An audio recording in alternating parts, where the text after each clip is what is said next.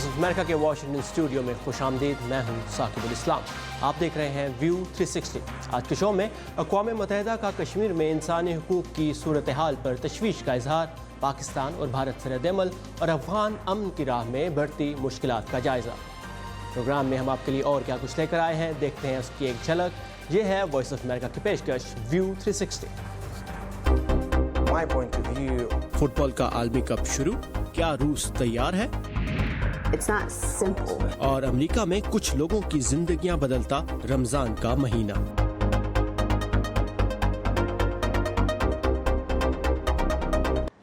अक़वाम मुत्तहिदा ने कश्मीर में इंसानी हुकूक पर एक रिपोर्ट जारी की है, जिसमें पाकिस्तान और भारत दोनों के ज़ेर इंतज़ाम कश्मीर में इंसानी हुकूक की खिलाफ वर्जियों पर तशवीश का इजहार किया गया है। इस रिपोर्ट के अहम निकात के साथ अमान अजहर हमारे साथ हैं। जी अमान, क्या है इस रिपोर्ट में? ये अक़वाम मुत्तहिदा की जानिब से पाकिस्तान के ज़ेर इंतज़ाम और भारत के ज़ेर इंतज़ाम कश्मीर में इंसानी हुकूक की सूरत हाल पर पहली रिपोर्ट है। इस रिपोर्ट को जनीवा में UN high commissioner for human rights Zeid Ra'ad al Hussein ने पेश किया।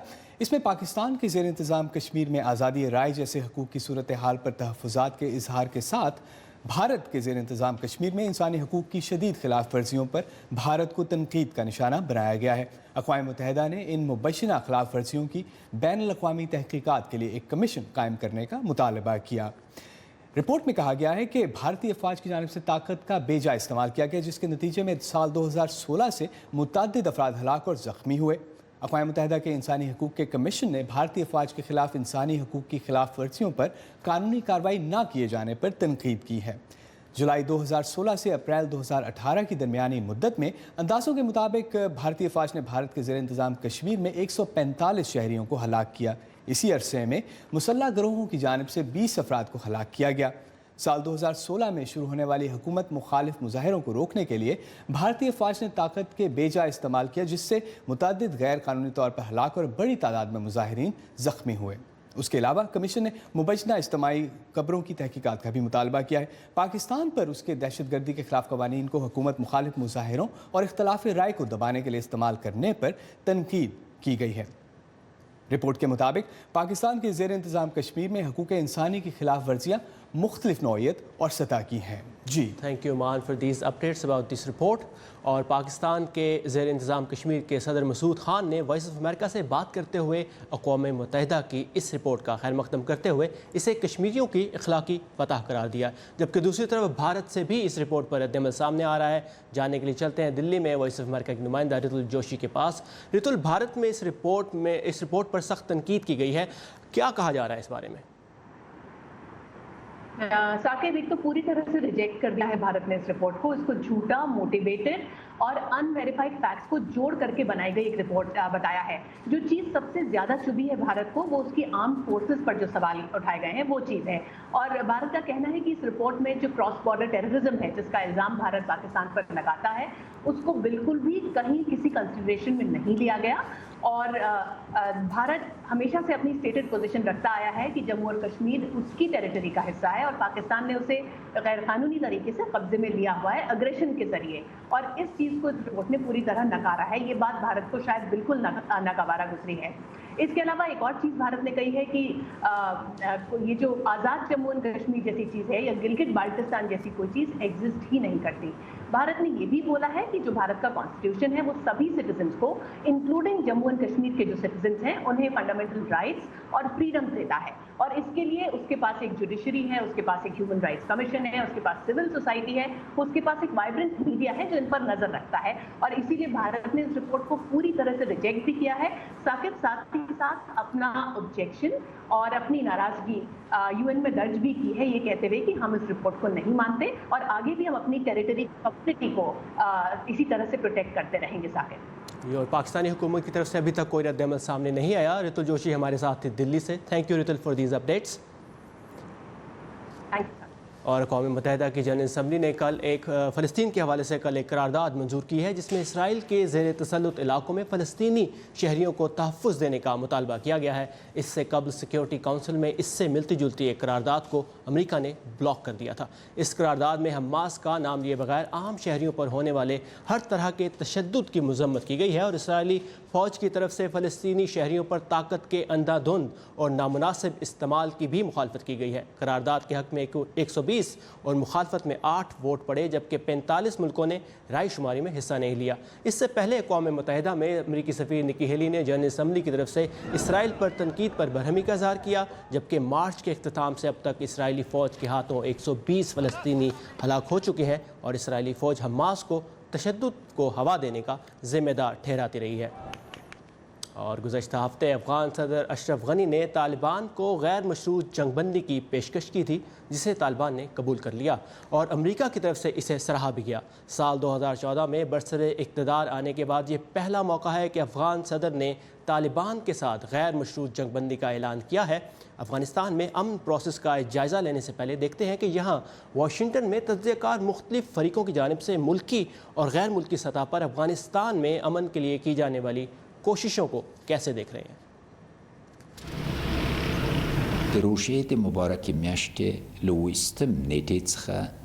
صدر اشرف غنی کی جانب سے طالبان کو جنگ بندی کی غیر مشروط پیشکش، اسے ایمبیسیڈر رابن ریفل ایک مثالی اقدام قرار دیتی ہیں، جو پاکستان میں سفارتی خدمات انجام دے چکی ہیں اور ٹریک 2 ڈپلومیسی میں بھی اہم کردار ادا کر رہی ہیں۔ میرے خیال میں تمام فریق یہ تسلیم کرتے ہیں کہ اب اس جنگ کا خاتمہ ہونا چاہیے۔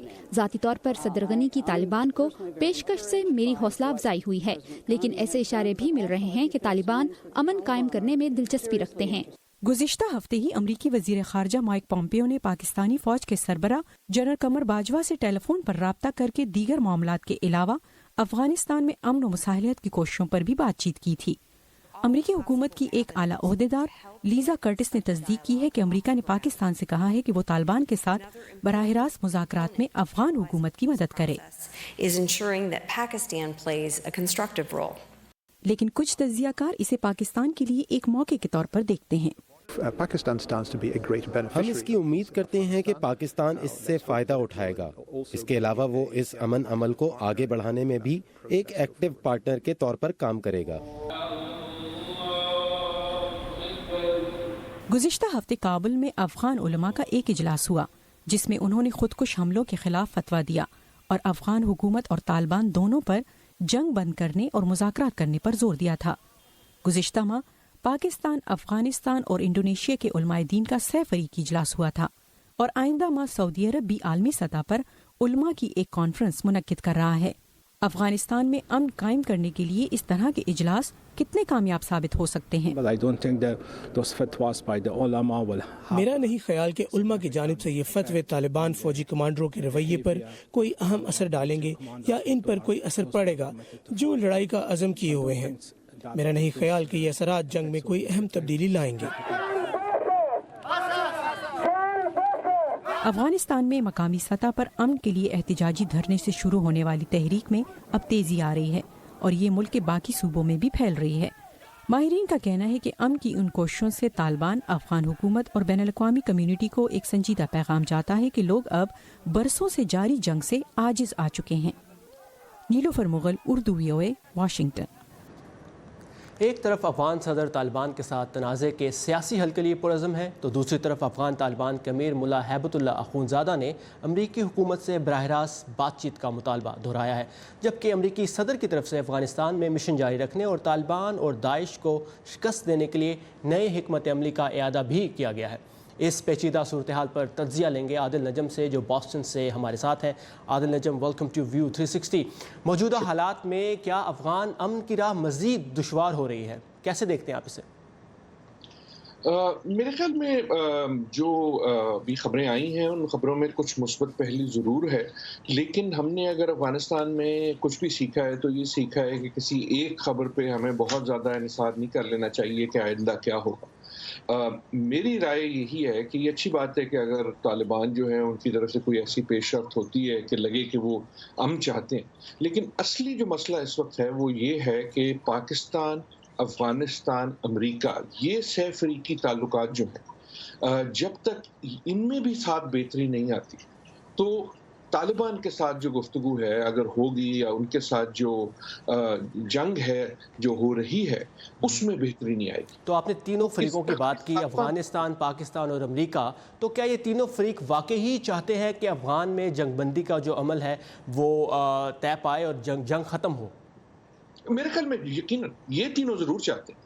پاکستان، امریکہ اور افغانستان کا تو کوئی بھی اگر ان کو ایسا راستہ ملے کہ جنگ ختم ہو جائے تو وہ تو بہت عرصے سے یہ چاہتے ہیں.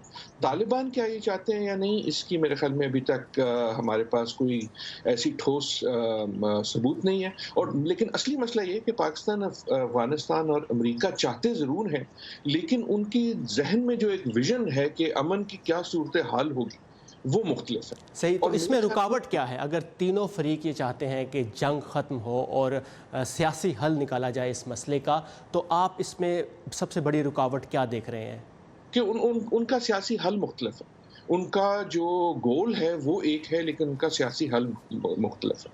اور میرے خیال میں جب تک خصوصاً افغانستان اور پاکستان کے تعلقات جو ہیں وہ بہتر نہیں ہوتے تو اور کچھ نہیں ہوگا. میرے خیال میں اس ہفتے میں اگر کوئی اچھی باتیں ہوئیں تو ایک لیسا کرٹس کی طرف سے ایک سٹیٹمنٹ آئی جس میں لگا کہ جو ایک سرد موری امریکہ کی طرف سے شاید بہت تھوڑی سی کم ہو رہی ہے لیکن اس سے زیادہ یہ لگا کہ شاید افغانستان اور پاکستان جو ہے ان میں جو ایک ٹینشن ہے وہ کم ہو. ایک میں اور ضرور بات کر دوں کہ ہم طالبان پہ فوکس کرتے ہیں لیکن افغانستان اب صرف طالبان کا مسئلہ نہیں ہے، یہ داعش کا مسئلہ بھی ہے اور شاید داعش کا مسئلہ زیادہ ہو جائے. تو یہ بھی یقیناً ذہن میں رکھنا ہے کہ یہاں اب مسئلہ صرف یہ نہیں ہے کہ طالبان کا کیا ہوتا ہے.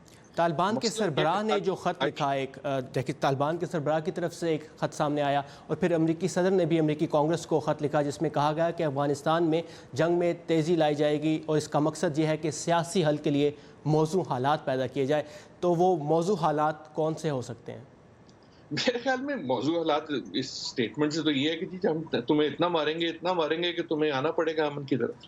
لیکن یہ بھی یاد رکھیے کہ جیسے میں کہہ رہا تھا کہ اس وقت طالبان جو ہے وہ صرف ایک طرح سے یقیناً افغانستان، پاکستان اور امریکہ سے تو جنگ اور دنیا سے تو کر ہی رہا ہے لیکن اس کا انٹرنل جو پریشر ہے وہ داعش کا بھی ہے کہ وہی لوگ جو طالبان کے سپورٹرز ہیں وہ داعش کے سپورٹر ہو سکتے ہیں اور ہو رہے ہیں. تو ان کی ایک انٹرنل سٹرگل ہے اور پارٹلی ہم جو طالبان سے باتیں سن رہے ہیں اس کا جو محور ہے وہ صرف امریکہ، پاکستان، افغانستان نہیں ہے لیکن ان کی انٹرنل سٹرگل ہے.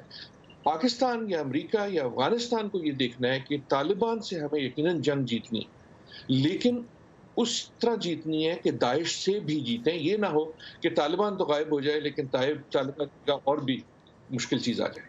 بالکل. عادل نجم ہمارے ساتھ تھے بوسٹن سے. Thank you Adil for your time and insight. اور پاکستان میں مقیم تقریباً 14 لاکھ رجسٹرڈ افغان مہاجرین کے قیام کی مدت رواں ماہ 30 جون کو ختم ہو رہی ہے لیکن اقوام متحدہ کے پناہ گزینوں کے ادارے نے اس توقع کا اظہار کیا ہے کہ نگران حکومت اس مدت میں توسیع کر دے گی. خبر کی تفصیل آپ پڑھ سکتے ہیں urdu.voa.com پر. اور فٹ بال کا عالمی مقابلہ آج سے شروع. کیا روس میزبانی کے لیے مکمل طور پر تیار ہے؟ اس پر ایک رپورٹ. اور امریکہ میں رمضان کا مہینہ کچھ لوگوں کی زندگیاں کیسے بدل رہا ہے یہ بھی دکھائیں گے آپ کو شو میں آگے چل کر.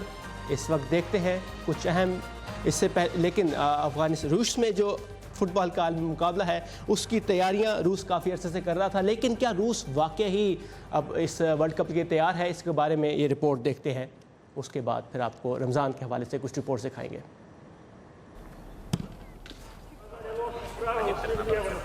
سیاست اور احتجاج کو بھول کر ان روسی بچوں کے لیے ورلڈ کپ کا ایک ہی مطلب ہے، فٹ بال. ورلڈ کپ روس میں ہونے پر میں بہت خوش ہوں. میری خواہش ہے کہ ہماری نیشنل ٹیم کم از کم کوارٹر فائنل تک ضرور پہنچے اور اگر ہو سکے تو ورلڈ کپ بھی جیتے. شاید یہ بہت زیادہ کی امید ہے لیکن لیونل میسی اور کرسٹیانو رونالڈو کے روس کے دورے نے ان ننھے دلوں کی دھڑکنیں تیز کر دی ہیں. کیونکہ وہ مشہور ہے، انہوں نے کئی داؤ ایجاد کیے ہیں. ورلڈ کپ کی میزبانی کرنے پر اندازاً $14 ارب خرچ ہوگا جو کہ دولت کی غیر مساویانہ تقسیم کا شکار ملک کی تاریخ کا مہنگا ترین ایونٹ ہوگا. اس پیسے سے کئی بڑے اسٹیڈیمز اور نیا ساز و سامان خریدا گیا ہے. सेंट पीटर्सबर्ग का क्रिस्टोवस्की स्टेडियम 8 साल देर से और बजट से 4 गुना ज्यादा कीमत पर पूरा हुआ है। एक मकामी अफसर को तामीर के दौरान $3,51,000 की रिश्वत लेने पर गिरफ्तार भी किया गया, लेकिन शहरी हुकूमत का कहना है कि आखिरी नतीजे के लिए ये कोई बड़ी कीमत नहीं। मेरे ख्याल में ये इस वक्त यूरोप का बेहतरीन स्टेडियम है। वर्ल्ड कप की मुंतजिम ऑर्गेनाइजेशन फीफा, जो कि खुद भी इदारे में तारीखी करप्शन का शिकार रही है, रूस की कोशिशों की तारीफ कर रही है। स्पोर्ट्स जर्नलिस्ट अलेक्से मादेवेव का कहना है कि फीफा ने जानबूझकर इस खुले जुर्म को नजरअंदाज किया। फुटबॉल में करप्शन, चोरी, बल्कि खेल के मैदान में कत्ल तक की भी तफ्तीश नहीं की जाती। ये रूस की असल हकीकत है। मॉस्को ऐसे इल्जामात की तरदीद कर चुका है और उम्मीद करता है कि मेजबान रूस और सऊदी अरब के दरमियान होने वाले इफ्तिताही मैच के बाद सियासत को भुला दिया जाएगा। महंगे और सियासत का शिकार इस मुकाबले को क्रेमलिन कामयाब करार दे रहा है। हेनरी रिचवेल के साथ वर्दा खलील, उर्दू VOA। रूस तो तैयार है और अमेरिका, कनाडा और मेक्सिको मुश्तरका तौर पर साल 2026 के वर्ल्ड कप की मेज़बानी करेंगे। इस वक्त देखते हैं दुनिया भर से कुछ अहम खबरें आज के वर्ल्ड व्यू में। इंडोनेशिया में एक मुसाफिर कश्ती उलट जाने से कम 13 अफराद हलाक हो गए हैं, जबकि 8 अफराद लापता हैं। रेस्क्यू टीमें इन अफराद को तलाश कर रही हैं। इंडोनेशिया में कश्ती के हादसात आम हैं और इनमें हर साल उस वक्त और भी इजाफा हो जाता है जब लाखों अफराद ईद के मौके पर पानी के रास्ते अपने घरों को पहुंचने की कोशिश करते हैं। भारत के दारुल हुकूमत दिल्ली में लोगों को शदीद आंधी और तूफान के बायस फिजाई आलूदगी का सामना है। भारत में कायम अमरीकी सफारत खाने की जानिब से पेश किए जाने वाले आदाद शुमार के मुताबिक फिजा में जहरीले मादों की मिकदार में इजाफा हो गया है और सांस लेने के लिए फिजा को गैर सेहत बख्श करार दिया गया है। दिल्ली के रिहायशियों ने भी शिकायत की है कि उन्हें आंखों में जलन और सांस की तकलीफ में इजाफे के मसाइल दरपेश हैं। शिमाल मशरक़ी जापान में 7 साल पहले न्यूक्लियर प्लांट में तबाही की जिम्मेदार टोक्यो इलेक्ट्रिक पावर कंपनी या टेप्को का कहना है कि वो फुकुशिमा में कायम एक और न्यूक्लियर प्लांट को बंद कर रही है। ये प्लांट पहले ही तबाही से बच चुका है, ताहम अब कंपनी का कहना है कि 2011 में होने वाली तबाही के बाद नंबर 2 नामी इस प्लांट के 4 रिएक्टर्स दोबारा कभी इस्तेमाल में नहीं लाए गए। 2011 में जलजले और सुनामी के बाद फुकुशिमा में कायम नंबर 1 न्यूक्लियर प्लांट को शदीद नुकसान पहुंचा था।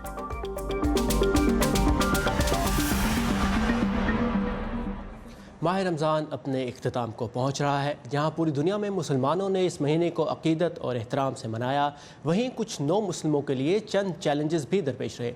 आपकी मुलाकात करवाते हैं जेरेमी रैंडल से, जिनकी हाल ही में शादी हुई। उन्होंने मज़हब इस्लाम भी कबूल किया और हनीमून से वापसी के चंद ही दिन बाद अपनी शरीक हयात के साथ उन्होंने माह रमज़ान का आगाज़ किया। जेरेमी रैंडल के लिए नया मज़हब और रमज़ान का महीना कैसा रहा, आइए देखते हैं। मेरीलैंड के मज़ाफ़ात में कायम इस रिवायती घर में एक कदरे गैर रिवायती ख़ानदान आबाद है। इस नए शादीशुदा जोड़े के लिए रमज़ान का महीना इस बार कुछ चैलेंजेस लेकर आया है। ये जेरेमी के इस्लाम कबूल करने के बाद उनका पहला माह रमज़ान है। मैंने 3 महीने पहले मज़हब इस्लाम कबूल किया। ये एक तवील अमल था। मैं मसीही घराने में पला बढ़ा हूँ, इसलिए मुझे मज़हब इस्लाम के बारे में सीखना पड़ा। इस मामले में मेरी बेहतरीन उस्ताद मेरी अहलिया और इनका ख़ानदान था।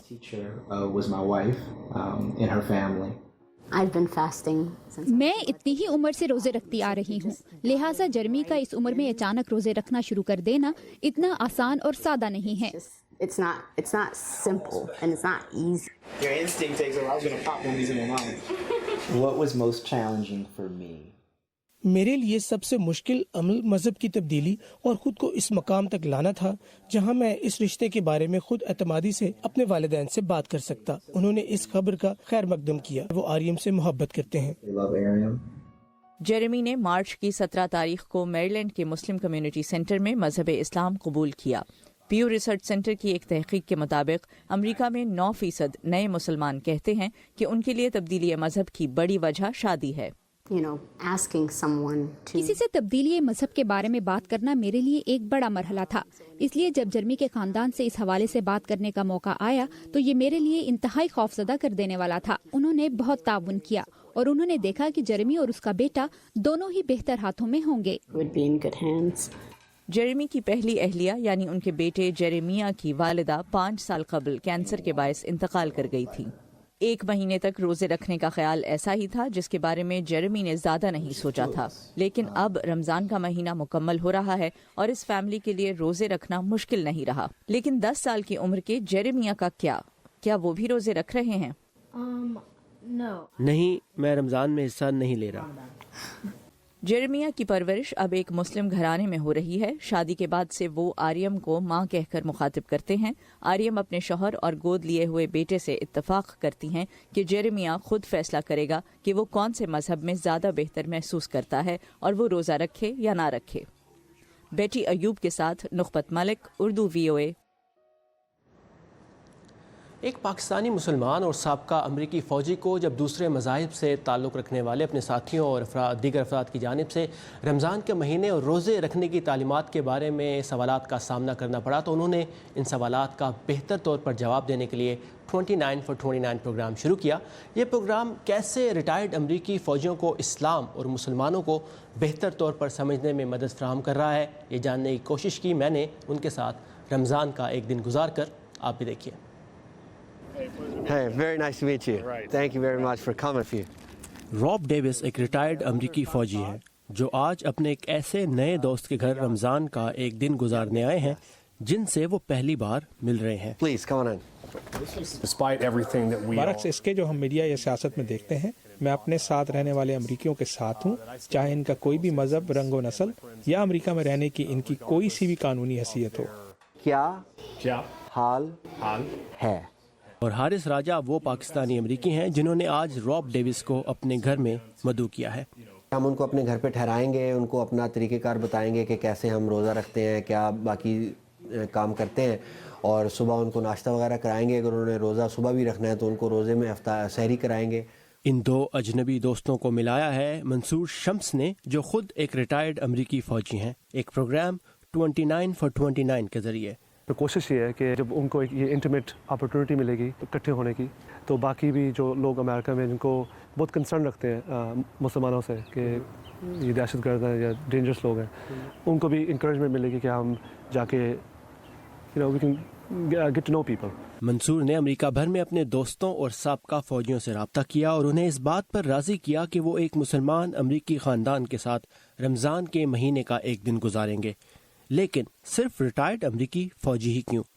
आप जिधर भी फ़ौजी हैं, पाकिस्तान में फ़ौजी हैं या अमेरिका में फ़ौजी हैं, जो आपकी आवाम होती है वो रिस्पेक्ट करती है उन लोगों की, बिकॉज़ हमारे पास ये प्लेटफॉर्म, बिकॉज़ अमेरिका हमारी इज़्ज़त करता है।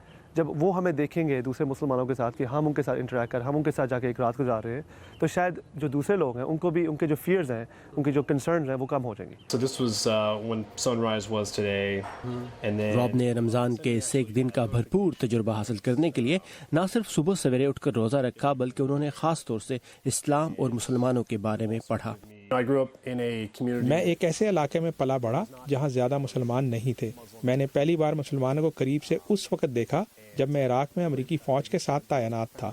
मुझे मुसलमान अपनी तरह के ही आम इंसान नजर आए। रॉब डेविस हारिस के लिए अमरीकी आइन की एक किताब तोहफे में लाए। मुझे ये लगा कि ये जो डॉक्यूमेंट है ये एक सिंबलिज्म है उस कॉमन ग्राउंड का जो मैं और वो शेयर करते हैं, क्योंकि ये वही वैल्यूज़ हैं जो इस्लाम की वैल्यूज़ हैं, जो अमेरिकन कॉन्स्टिट्यूशन में भी बयान हुई हैं। So this is normally how we do it.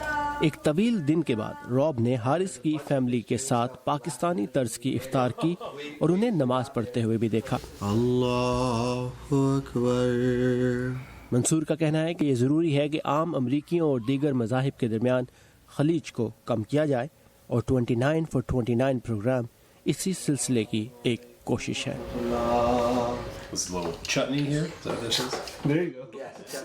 और मंसूर ने इस महीने में 26 साबका अमरीकी फ़ौजियों को मुसलमान घरानों के साथ कनेक्ट किया, और ये तमाम लोग ईद पर भी इकट्ठे होंगे। ये था आज का व्यू 360। साकिबुल इस्लाम को इजाज़त दीजिए। Have a nice evening.